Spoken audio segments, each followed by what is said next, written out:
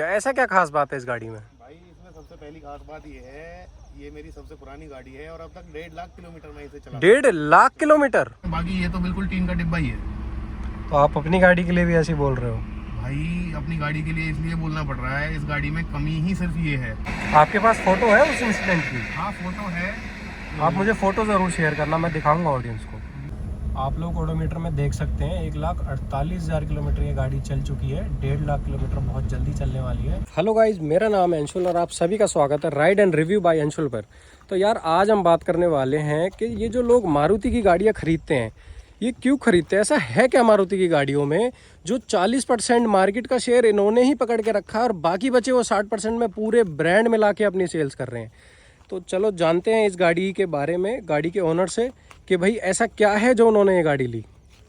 यार सौरभ भाई एक बात बताओ, आपके पास चार गाड़ियां हैं, आपने फिर भी मेरे को इस गाड़ी का रिव्यू करने के लिए फोर्स क्यों किया? ऐसा क्या खास बात है इस गाड़ी में? भाई इसमें सबसे पहली खास बात ये है, ये मेरी सबसे पुरानी गाड़ी है और अब तक 1.5 लाख किलोमीटर मैं इसे चला। 1.5 लाख किलोमीटर? जी भाई ऐसा कहाँ लेके गए उस गाड़ी को? भाई ये गाड़ी घूम के आ चुकी है सोमनाथ टेम्पल, जगन्नाथ जी, द्वारकाधीश, अच्छा। मनाली, सिस्सू और शायद कोई ऐसा हिल स्टेशन। मनाली भी, सिसु भी?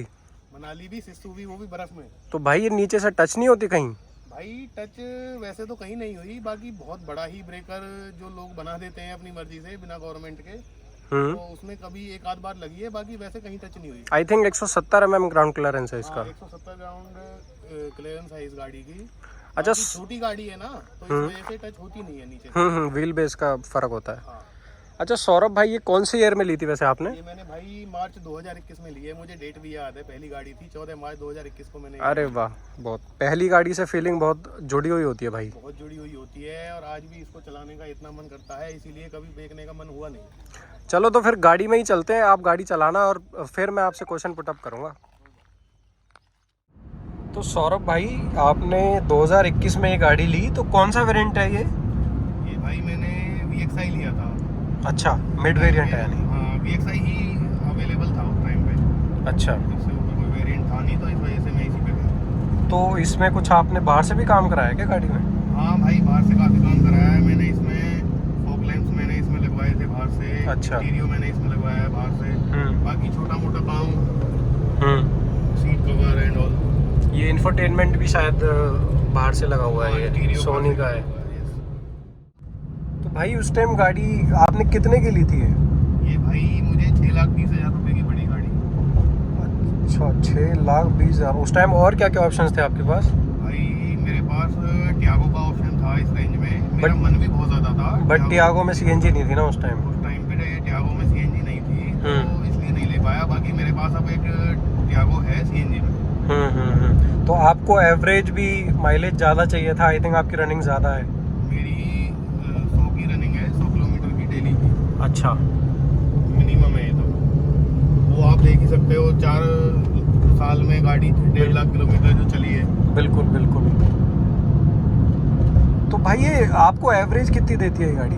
ये भाई मुझे, अगर मैं गाड़ी आराम से चलाऊँ 80 से 100 के बीच में, तो 30+ बहुत आराम से दे देती है। 30+? 30+। और कभी अगर रफ ड्राइविंग भी अगर मैं करता हूँ हो जाती है, जब ज़्यादा चलती है, तो उसमें 25+ दे देती है आराम से। तो पहाड़ों में क्या रिस्पांस है, मतलब माइलेज का पहले तो रिस्पांस बताओ, पहाड़ों में कैसी है, आप लेके गए वैसे? पहाड़ों में माइलेज 20 तक दे देती है आराम से। वैसे तो पहाड़ों में CNG के ऑप्शन बहुत कम है, तो दे देती है। बाकी पेट्रोल पे भी चलाई है पहाड़ों में। अच्छा। गाड़ी पर पेट्रोल की माइलेज बहुत ही ज़्यादा कम है इसकी, बहुत ज़्यादा कम। पेट्रोल की तो भाई माइलेज सबकी ही कम है, और ऊपर से मैंने आपने पिछली वीडियो में देखा भी होगा, E20 का इशू बहुत ज़्यादा सीरियस इशू है। आई थिंक गवर्नमेंट को उस पर कुछ करना चाहिए यार, बहुत जल्दी। पेट्रोल पे तो आज के टाइम में गाड़ी चलाई नहीं। बिल्कुल बिल्कुल। तो सर्विस कॉस्ट का क्या सीन था भाई इसका? सर्विस कॉस्ट भाई इसकी 2,500 से 3,000 रुपये में सर्विस अच्छे से हो जाती है। अच्छा। तो बहुत कम पैसे लगते हैं सर्विस कराने के। कितने टाइम बाद सर्विस कराते हो आप? मैं भाई हर 9,000 के बाद 9 से 10 के बीच में जब भी टाइम लग जाता है, जब करा लेता हूँ, क्योंकि CNG में गाड़ी है। तो 1,500 किलोमीटर अगर पहले करा लें तो ज़्यादा अच्छा रहता है। बिल्कुल बिल्कुल। तो आप इसको बीच बीच में पेट्रोल पे भी चलाते हो क्या? बीच बीच में पेट्रोल पे जब चलाता हूँ, कभी जब CNG खत्म हो जाती है। तो CNG एक ड्राई फ्यूल है, अगर आप पेट्रोल पे चलाओगे ना उसे, तो इंजन में थोड़ा ल्यूब्रिकेशन जाता रहेगा, थोड़ा अच्छा रहता है। अगर पेट्रोल पे चलाओगे तो गाड़ी की लाइफ ही बढ़ती है। हाँ, वो तो चलती रहती है, फिर भी चल जाती है बीच बीच में। तो आपका सबसे लंबा ट्रिप इस गाड़ी से कहाँ का रहा है? सबसे लंबा ट्रिप रहा है मेरा यहाँ से जोधपुर, अहमदाबाद और सोमनाथ टेम्पल एंड जगन्नाथ जी। तो ये सारा वन गो में तो नहीं किया होगा ऑब्वियसली आपने, मतलब कितना टाइम, मतलब 1 दिन 2 दिन, कितने टाइम में हो गया ये? मेरे को 5-6 दिन लगे थे सारे ही। अच्छा। मेरा 3,500-4 हज़ार किलोमीटर का सफर था। हम्म। तो इसी गाड़ी से किया मैंने, और सीएनजी भी मुझे रास्ते में मिलती रही। मुश्किल से 100 किलोमीटर गाड़ी मैंने पेट्रोल पे चलाई होगी इस पूरे ही सफर में। अच्छा, ठीक है, बढ़िया है। तो इस गाड़ी ने, आपने इतनी लंबी लंबी ट्रिप की है, इस गाड़ी ने आपको कभी धोखा दिया? इस गाड़ी ने, रुकी तो ये गाड़ी कभी भी नहीं है, पर मैं आपको अपने पर्सनल एक्सपीरियंस से बताना चाहूँगा, गाड़ी ये 80-100 से ऊपर चलाने लायक है नहीं। अच्छा, ऐसा क्यों? आप जानते हो मारुति की गाड़ी है, बिल्ड क्वालिटी बहुत हल्की है। ये गाड़ी ऐसी है कि अगर मोटरसाइकिल बाइक के अगर पैसों में आपको गाड़ी चलानी है तो उसके लिए तो ये बहुत अच्छा ऑप्शन है। बाकी बिल्ड क्वालिटी इसकी बहुत हल्की है, 100 के ऊपर कॉन्फिडेंस डाउन होना चालू हो जाता है। और अगर मैं आपको पहाड़ों का बताऊं, पहाड़ों पे मैं इसको कई बार लेके गया हूं, तो कट आते हैं तो उनमें डर लगता है कि गाड़ी पलट ना जाए। तो इसकी वजह से मैं आपको बताना चाहूँगा कि पहाड़ों के लिए ये गाड़ी है नहीं। बाकी मैं ले जाता हूँ, वो बात एक अलग है।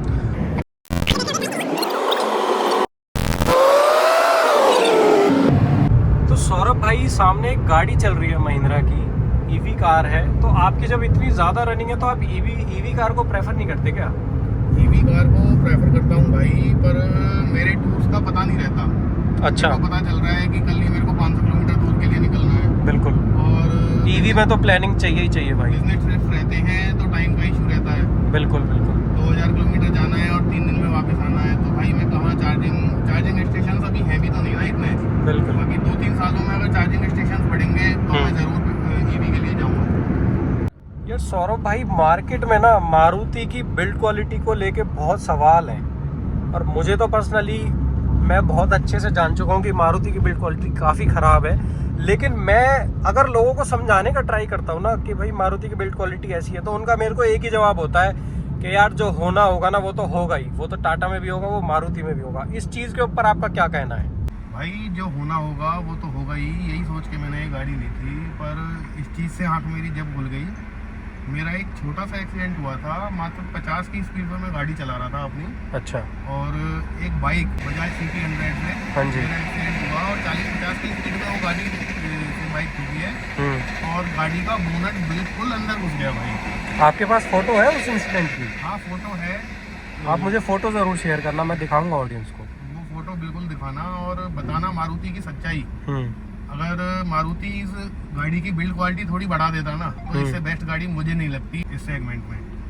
बहुत कम पैसों में बहुत अच्छी एवरेज ये गाड़ी देती है। नहीं, बिल्ड क्वालिटी का तो इशू मैंने भी फेस किया। मैं आपकी गाड़ी में 1-2 बार गया तो मैंने नोटिस किया कि जब हम रोड पे चल रहे हैं तो रोड पे जो छोटे छोटे पत्थर होते हैं ना, वो भी नीचे से गाड़ी में लगने की आवाज़ आती है।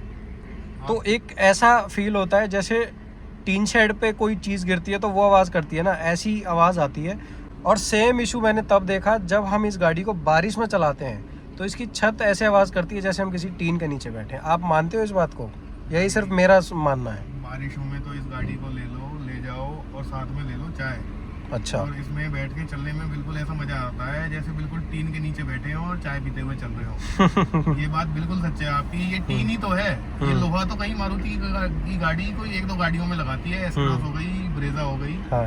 बस इन 2 गाड़ियों की बिल्ड क्वालिटी थोड़ी ठीक है, उनकी भी बहुत ज़्यादा अच्छी नहीं है। बाकी ये तो बिल्कुल टीन का डिब्बा ही है। तो आप अपनी गाड़ी के लिए भी ऐसे बोल रहे हो? भाई अपनी गाड़ी के लिए इसलिए बोलना पड़ रहा है, इस गाड़ी में कमी ही सिर्फ ये है। मैं आपको बता चुका हूँ, अगर इस गाड़ी की बिल्ड क्वालिटी अच्छी होती तो इस गाड़ी से बेस्ट मुझे कोई गाड़ी नहीं लगती, क्योंकि एवरेज बहुत अच्छी है इस गाड़ी की, और इंजन मारुति की गाड़ियों का अच्छा है ही। बस इसमें यही कमी है कि बिल्ड क्वालिटी इसकी बहुत बेकार है। भाई मारुति का इंजन तो ना मानना पड़ेगा, इतना लाजवाब इंजन है, इतना रिफाइंड इंजन है। गेयर की स्लॉटिंग इतनी अच्छी है, बहुत अच्छा इंजन है। बस ये बिल्ड क्वालिटी पे अगर मारुति ध्यान दे देना तो भाई फिर तो मज़े ही मज़े। 4.5 साल हो गए मुझे इस गाड़ी को, इस गाड़ी ने मुझे कभी रास्ते में धोखा नहीं दिया।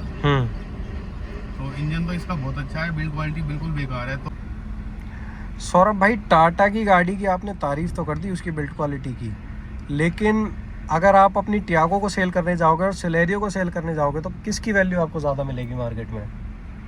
अंशुल भाई, गाड़ी की तो वैल्यू मुझे सिलेरियो की ही ज़्यादा मिलेगी टियागो से, नो डाउट। पर गाड़ी की वैल्यू से ज़्यादा मुझे अपनी जान प्यारी है, तो इस वजह से मुझे 1-2 लाख रुपए से कोई फ़र्क नहीं पड़ता अगर मेरे को टियागो की वैल्यू मुझे कम मिलती है तो। आज की डेट में अगर आप इस सिलेरियो को सेल करने जाओ तो आपको क्या लगता है इसकी कितनी वैल्यू होगी, या आपने कहीं पता करी हो इसकी वैल्यू? भाई इसकी मैंने वैल्यू एक जगह पता की थी और उन्होंने मुझे 3.5 लाख रुपए का बताया था, और अभी 5000 किलोमीटर पहले ही मैंने पता की, क्योंकि मैं पंच लेने की सोच रहा हूँ इसके बाद। तो उन्होंने 3.5 लाख रुपए मेरे को बताए कि इसके लग जाएंगे। तो सौरभ भाई यानी इसमें रीसेल में तो काफ़ी फ़र्क है, क्योंकि मैंने अपनी सिर्फ 70,000 किलोमीटर चली हुई टॉप मॉडल टाटा ऑल्ट्रोज सिर्फ 4,30,000 रुपये में सेल की है, क्योंकि उससे बेस्ट मुझे मार्केट में कहीं प्राइस नहीं मिला। और आप कह रहे हो 1.5 लाख चली हुई सिलेरियो 3.5 लाख रुपए में सेल हो रही है, जो कि आई 6,20,000 रुपये की थी। भाई वो इस वजह से भी है क्योंकि मारुति बहुत पुरानी गाड़ियों को चला रहा है। टाटा की जो गाड़ियां हैं वो अभी धीरे धीरे नई आ रही हैं मार्केट में, और अब जैसे आप भी जानते हो मारुति की गाड़ियां बिकना पहले से कम हो रही हैं धीरे धीरे। बिल्कुल। और टाटा की गाड़ियां ज़्यादा बिक रही हैं, तो जैसे जैसे टाटा की गाड़ियां अच्छे से बिकने चालू हो जाएंगी और ज़्यादा बिकेंगी तो उनकी रीसेल भी बहुत ज़्यादा अच्छी हो जाएगी समय आने पे। मैंने अपने सामने मारुति का जो मार्केट शेयर था 60% पे देखा था, और आज के डेट में मारुति सिर्फ 40% शेयर अपना मार्केट में लेके बैठी है।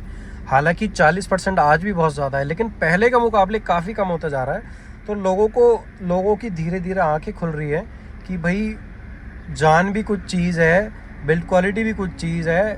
ऐसा ही नहीं है कि सारा कुछ एवरेज ही एवरेज है, कि माइलेज ही माइलेज है। तो टाटा भी तो अपनी गाड़ियों को कम रेटों में निकाल के ला रहा है। बिल्कुल, बहुत अच्छी गाड़ियां हैं उनकी, और मारुति वाले कुछ फीचर्स भी नहीं देते। टाटा वाले आज के टाइम में बहुत अच्छे फीचर्स निकाल के दे रहे हैं। अच्छा सौरभ भाई, 2025 में क्या आप किसी को सिलेरियो रिकमेंड करोगे?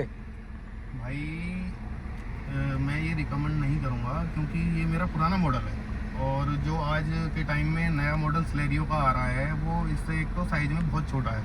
बिल्कुल। वो ये लगा लो एल्टो 800 को ही थोड़ा सा साइज उन्होंने बड़ा कर दिया। बिल्कुल। और बस ये तो आज के टाइम में सीएनजी की और एवरेज की वजह से मारुति वाले जीत रहे हैं। मैं सिलेरियो बिल्कुल भी रिकमेंड नहीं करूँगा। इससे अच्छा मैं उनसे बोलूँगा उसी रेंज में टाटा टियागो लेके आओ, बहुत बढ़िया सॉलिड गाड़ी है, बिल्ड क्वालिटी भी अच्छी है, और धीरे धीरे रीसेल भी टाटा की गाड़ियों की बढ़ रही है। चलो अच्छी बात है।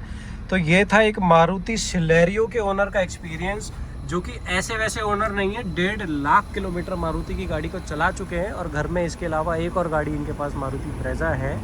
तो इनका ओनरशिप रिव्यू मेरे लिए तो काफ़ी मायने रखता है, क्योंकि ऐसा बंदा जिसने 1.5 लाख किलोमीटर गाड़ी चला ली, उसके बाद मुझे नहीं लगता कि ऐसा कोई पॉइंट रह गया होगा इनसे कि इनको जो गाड़ी के बारे में ना पता हो। आप लोग ओडोमीटर में देख सकते हैं 1,48,000 किलोमीटर ये गाड़ी चल चुकी है। 1.5 लाख किलोमीटर बहुत जल्दी चलने वाली है। तो इसी के साथ इस वीडियो को ख़त्म करते हैं और मिलते हैं ऐसे ही किसी ऑनरशिप रिव्यू में, अच्छे ऑनरशिप रिव्यू में, जिसमें हमें सारी इन्फॉर्मेशन मिलेगी किसी भी गाड़ी की बिना उसे ओन किए।